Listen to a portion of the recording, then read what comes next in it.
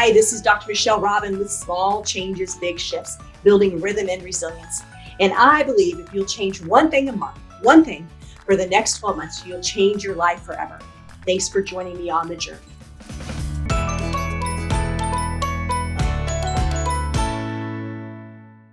Welcome back to Small Changes, Big Shifts, Building Rhythm and Resilience.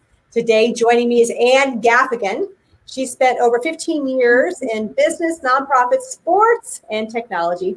Currently, she is the Director of Technology Operations at Dimensional Innovations, a great company, a design build tech firm in Overland Park. She believes strongly in giving back to the community and is getting ready to join the board of Win for KC. Big fan of women leaders in college sports, as I am as well. She's also on the board of Kansas Sports Hall of Fame and the USA Bobsled and Skeleton.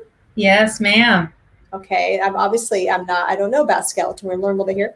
You live in Olathe with your husband and MMA fighter, Jason, and your 11-year-old daughter. Thanks for joining me on Small Changes, Big Shifts today. Thank you for having me. It's great to see you.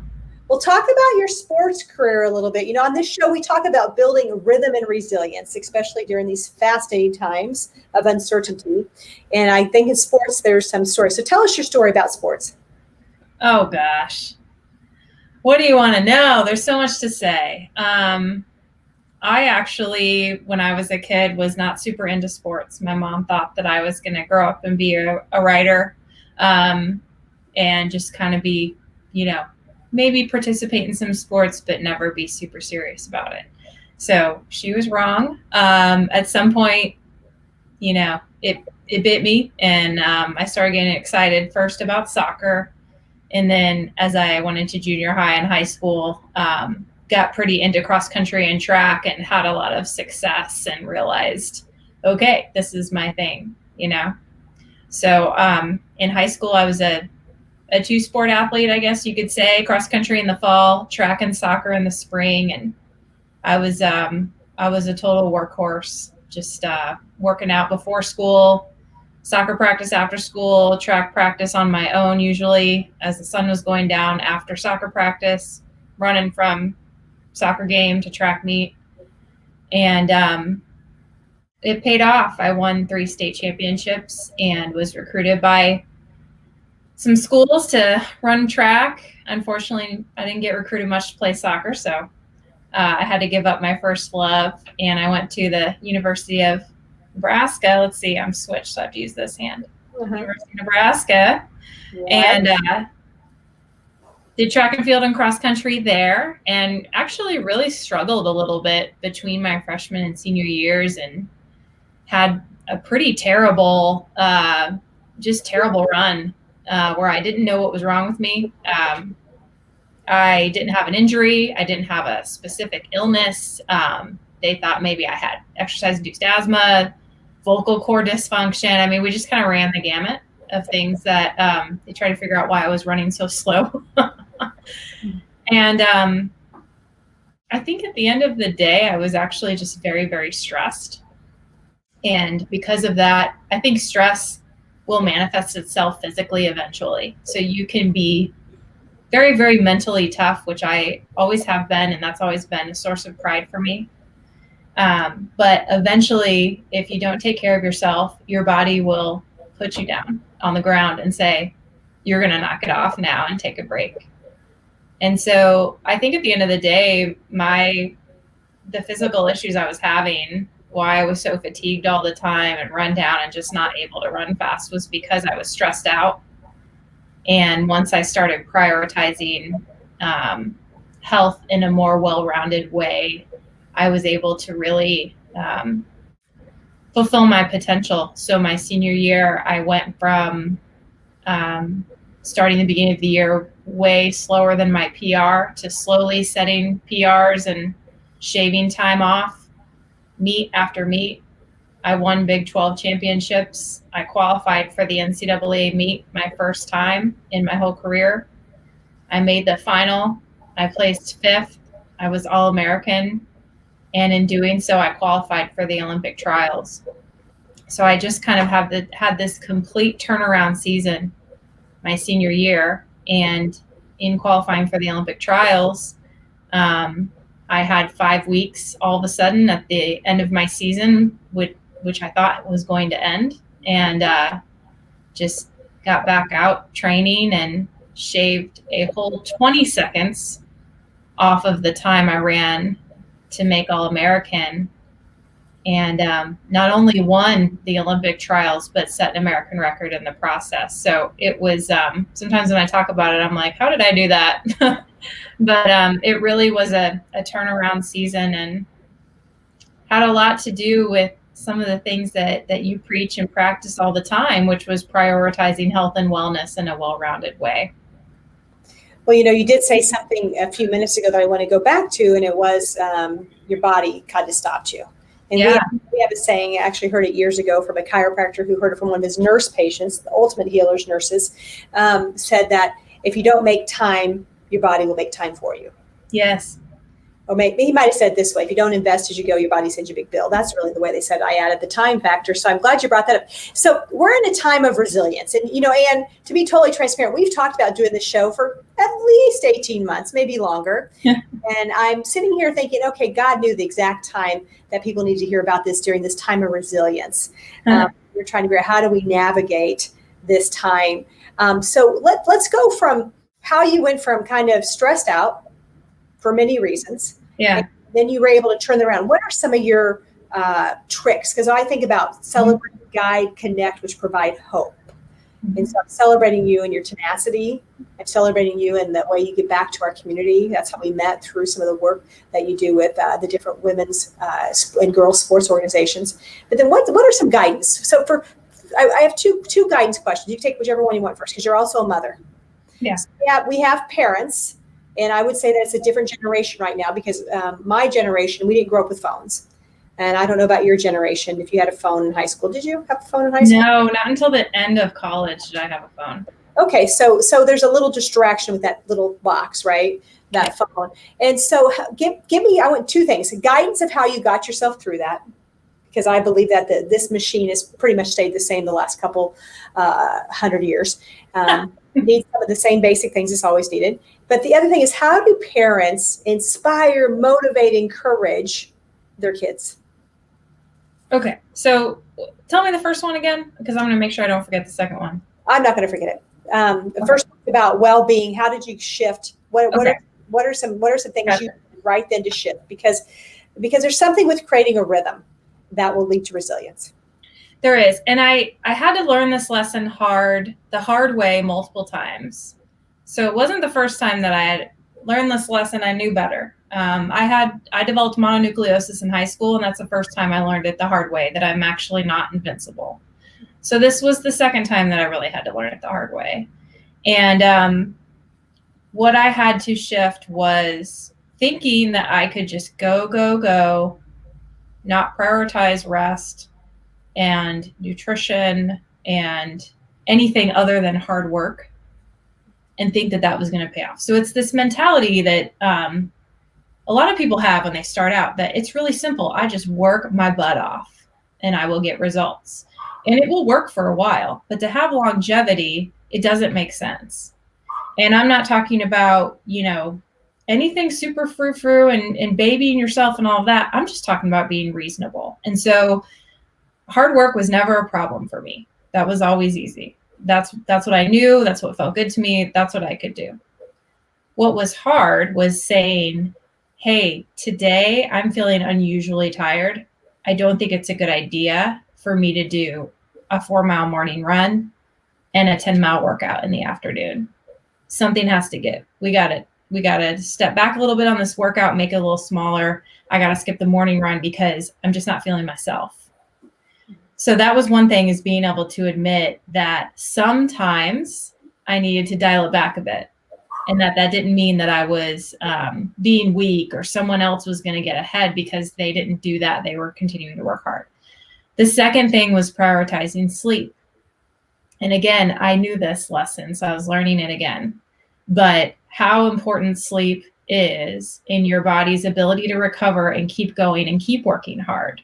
I had to look at it as, if I want to keep working hard every day, I have to give my body enough rest. And that can be really difficult depending on the different demands in your life. I mean, I was in college, I was majoring in computer science, it was a difficult degree. I had a lot going on. So it wasn't easy, but it is doable. It's just like a budget. It's not easy to save money, but it is doable. You can look at some of the things that you're spending money on, choose not to spend money on those things. Same thing with looking at the reasons why you're not getting enough sleep, and you can do without them. It's just hard. And then the third thing was nutrition. So there's a difference between not eating junk and eating healthy. Not eating junk means, maybe you're trying to avoid fried foods and a lot of sugar and stuff like that. But that doesn't really cover eating healthy. Eating healthy means, what is the variety of nutrients that you're getting? Are you making sure that you're mixing it up so that you're not getting the same nutrients every day, and you're not eating the same thing every day, and you're not eating a small list of things every day? So really expanding the different types of fruits and vegetables that I was eating, the different types of lean meats, and the different types of, carbs. And also, of course, water intake. So it's just a shift in making a priority of those things and not thinking of them as weakness, but actually as just as important a part of your success as everything else. And I found that I have to take care of myself that diligently now, just to perform, so to speak, as someone with a full-time demanding role, being a present partner at home, being an involved parent, and also, trying to carve out some time for myself, whether that's staying fit or getting a massage or hanging out with friends. It takes just as much effort to be able to do all of those things as it did to be a high-performing athlete. And I've just learned to accept that, just because I'm not competing anymore doesn't mean I stop taking vitamins and drinking a lot of water and worrying about the variety of nutrients I'm getting. It actually is important for your entire life. Wealth to me is big family vacations. Houses, cars. Money, mostly, yeah. Am I wealthy? No, I wouldn't call myself wealthy. Didn't have a lot of money, never really had a lot of money. Med school certainly isn't cheap.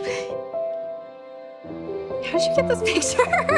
This is Molly. It started pouring down rain, and we hid under the tree. I wake up in the morning and I see her smile, and I know she's the love of my life. I think of her nonstop. She's just totally unbelievable.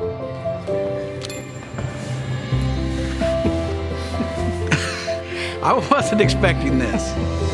Hey, Mama. She loves me. Am I a wealthy guy?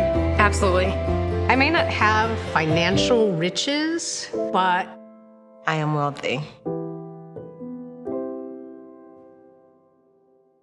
Well, I want to recap what you said. Okay. And I think about it in quadrants. We talk about the quadrants of well-being: mechanical, chemical, energetical, psycho-spiritual. And I think you really covered 3 of the 4. And I'm going to word it. Let me think if you did that. Sleep. Yeah. So, you said give yourself grace is what I heard.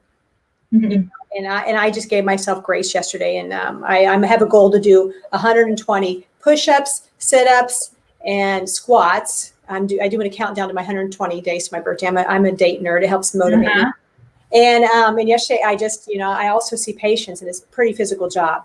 And my body said, you know what, give yourself a break. You've been pushing really hard. So I gave myself yesterday off, which I'm so glad you said that, to just give myself a little grace. But the other thing is, fuel. We know that fuel is important.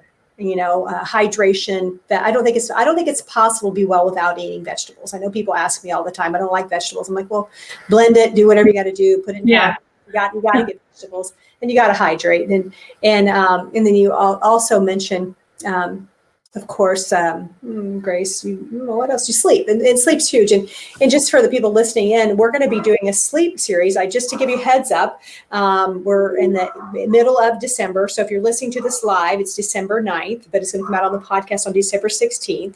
So right after the new year, as I get to into my 40 days of gratitude series, I'm going to actually take a couple weeks off to tool up for our sleep series that we'll be doing. Wonderful. Yeah, sleep is huge. It's so good. It's so important for mental health. It's so important for chemical health. It's so important for energetical as well as mechanical. All right, last second question. I told you I wouldn't let you forget. So how can parents encourage and motivate their kids, especially in times right now? Hi, Erin. We love you too. Hey, Erin. Man, it is a marathon, not a sprint. That's what I'll say. I was just talking with someone the other day about this, how you think that certain milestones in parenting are just big check marks, and they're not. It's like little check marks that continue for a very long time. So, for example, potty training. Anyone who's potty trained a kid knows that it's not just like the kid is potty trained as of today, check. It's like, well, they're using it for number 1 now, not number 2. And then that's a big long cycle of getting them to use it for number 2. And then, well, they're pretty good, but we still have accidents when we go out in public places because we can't get to a bathroom fast enough. And then, well, it's pretty good except at night, right? So it's this long process. And same thing with riding a bike. It's one thing to have balanced for 10 yards. It's another thing to be able to start from a stopping position, get going, and ride around the block. So I think motivating and inspiring your kids, what I've learned is it's the same way. And I thought it would just be like, I'm going to tell her stuff and she's going to listen to it and understand, and I'm going to show her good role models and it's going to click, and we're going to read all the books with the right role models in them and with a diverse set of characters, and it's going to be great. I'm going to be the best parent ever. And it's definitely not a straight line in that way. But what I have learned is that if you are consistent and you just keep trying and keep trying, eventually you're going to hit home and not even know it until later, because they're going to bring up something that you said or something that you watched together or read together, and you're going to realize that it resonated with them, you know?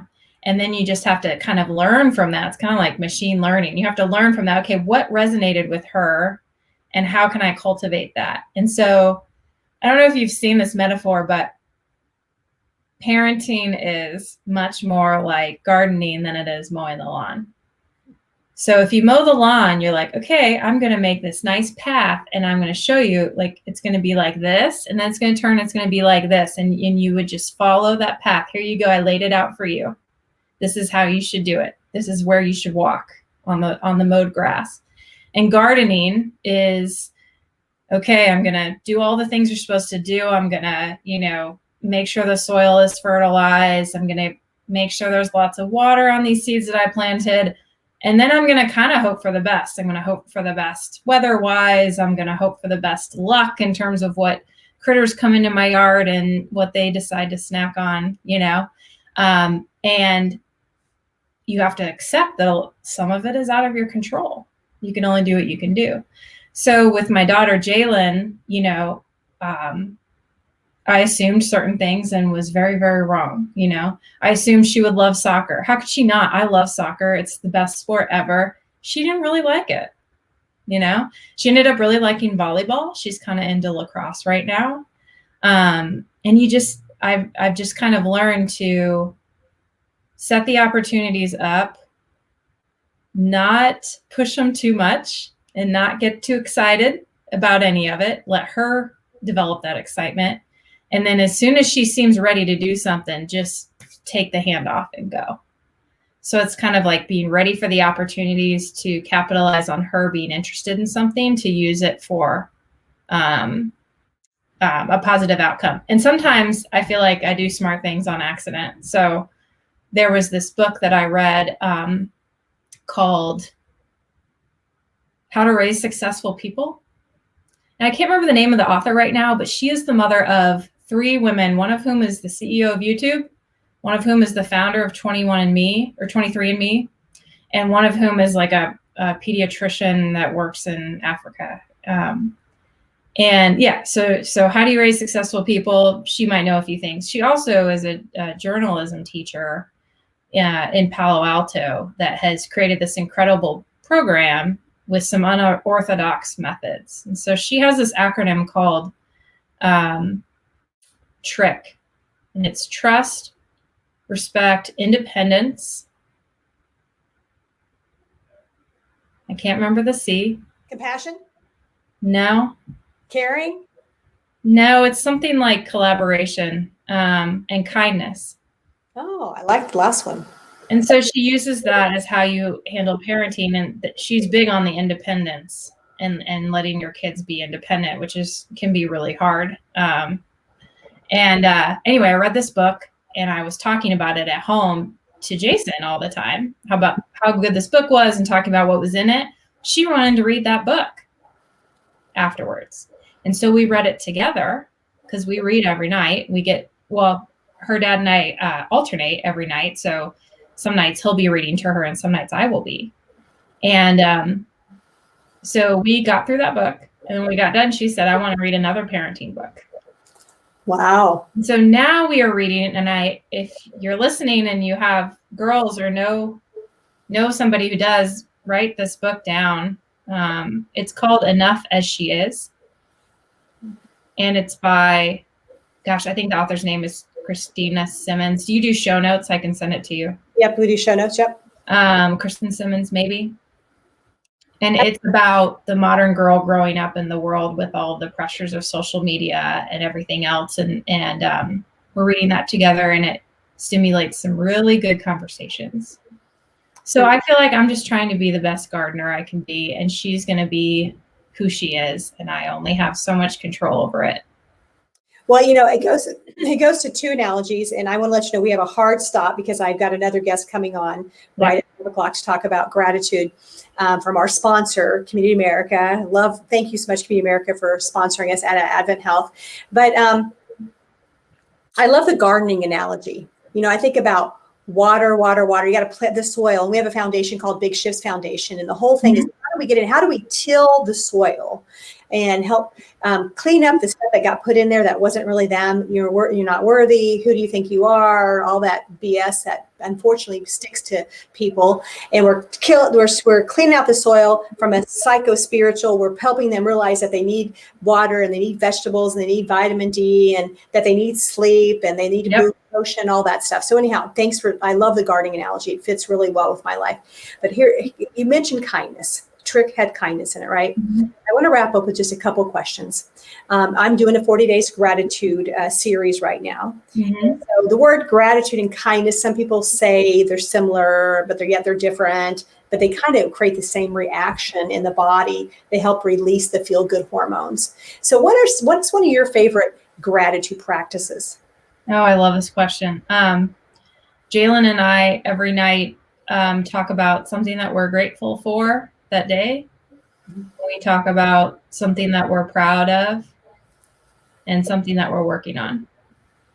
And it's a really nice way to just end the day talking about, no matter how the day has gone, talking about good things that we're grateful for, things that we're proud of ourselves, being proud of ourselves, and then something we want to work on, knowing that we're not perfect. And so that's my favorite gratitude practice. Well, it sounds like the 5-minute journal. It's either an app or book, 5 questions a day. What are you grateful for? What will I do to make today great? There's that intention. Mm-hmm. And I love the rhythm. I believe that I have been blessed in my life because I've created a rhythm. And somebody said earlier today, discipline creates like destiny or something like that. DDD. I don't have it memorized, but I really appreciate that rhythm. So 5 questions. What am I grateful for? I think it's easy. I am a white woman in America. I think it's easy for me. Number 2 is, what will I do to make today great? How will I be present? How will I show up? Number 3 is, what's an affirmation? I'm enough. I'm a rock star. I'm a good doctor, whatever it is. And then the question at night is, what are 3 amazing things that happened today? And this goes to the last question you had, is what would have made today better? Mm-hmm. Yeah. So kind of the five questions you said. Yeah.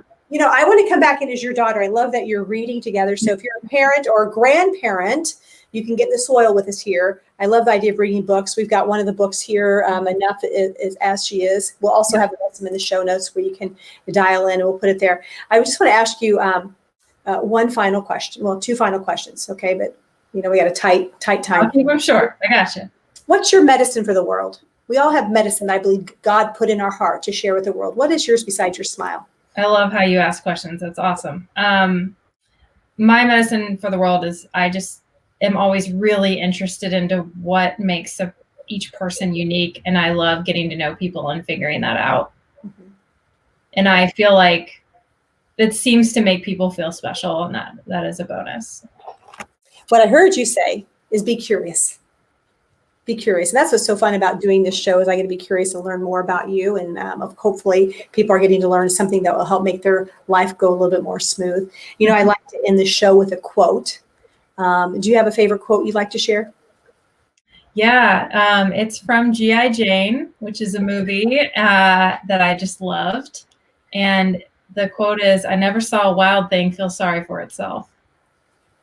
I've not heard that quote. I've never saw a wild thing feel sorry. I like that. I'm really big on self-talk, and that quote just kind of comes to me sometimes when I'm throwing a pity party or I'm just not sure how to get through something, and it just kind of wakes up the wild thing in me, I guess.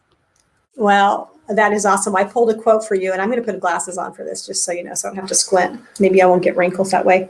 For those of you listening today, thanks for joining us on Small Changes, Big Shifts. I'm with Ann Gaffigan, a community leader, great mom, as you heard, Olympic athlete, most of all, just a wonderful person.